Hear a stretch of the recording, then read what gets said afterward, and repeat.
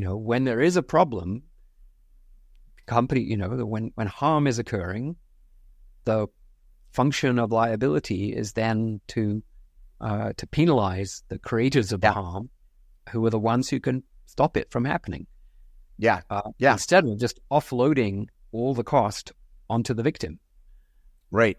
And leaving them people with no incentive to fix it. Yeah. My interest is in slowing down this project in any way we can, right? It's grabbing any sort of brake lever we can and pulling it to try to slow down this global race to AGI suicide. Liability seems like a really potentially fruitful avenue. It doesn't actually deter extinction risk at all. You don't think even just slowing the companies down, making it, cutting the money train off a little bit, just making it harder for them to do their business? It might. I'm just saying that particularly for extinction risk, right? You could say, we accept liability for extinction risk, but it wouldn't actually change the behavior of the company at all, because they obviously know that if there were a check nobody cashes, they wouldn't be cashing that check. Yeah. So, what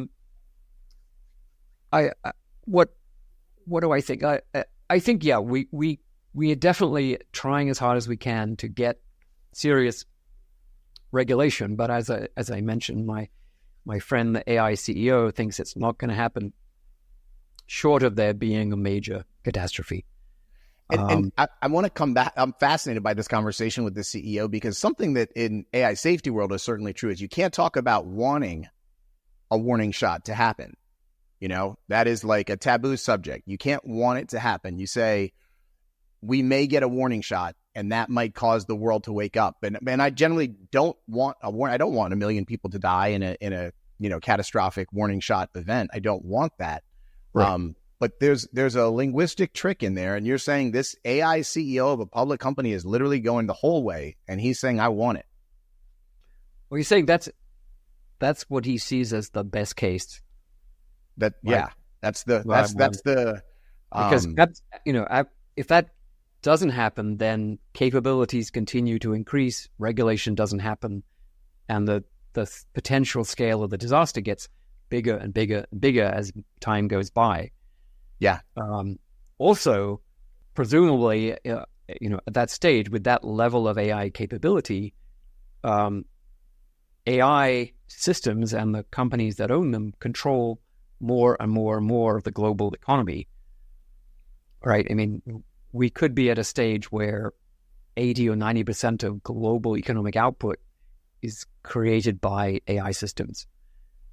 And at that point, there's really not very much that governments can do, because if the warning shot happens, it's too hard to pull back. We're leaning too far to. The governments would basically be under the control of the AI companies, probably, right? Wow. And so I think that's the sense in which he thinks that a Chernobyl-sized disaster is the best case. Wow. that he can hope for. And you might well say, think of it this way, right? Suppose that you're going down a hill in a car, and all of a sudden you realize your brakes are not working. Right? What do?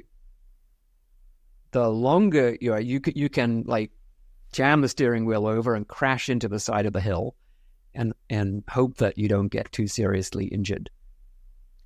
Or you can just keep going, and you go faster and faster and faster. The longer you don't jam the steering wheel over, the worse it's going to get.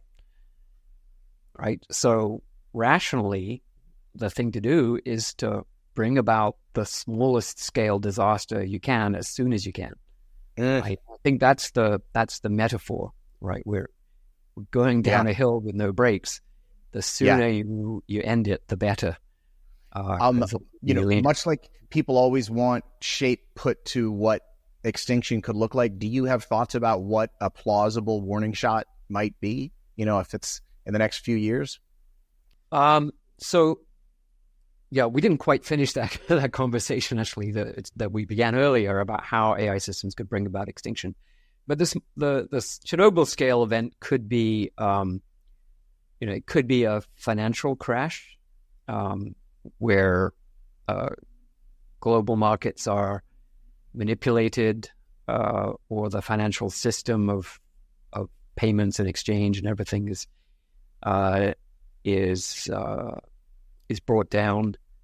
It could be a coordinated cyber attack on many electrical grids around the world, so bringing down global electricity supplies for weeks on end. It could be an engineered pandemic, which I think governments are already pretty worried about, to the point where they're commissioning studies and experiments. How much can AI systems do to raise the capabilities of human actors to produce biological weapons? But it shouldn't. It's not going to be that long before enough of the supply chain is actually under AI control, in terms of the ability to synthesize DNA sequences, to combine them, to create organisms, to then multiply those organisms to create some kind of delivery mechanism or dissemination mechanism, where AI systems might be able to create a pandemic themselves. Right. So that's another one.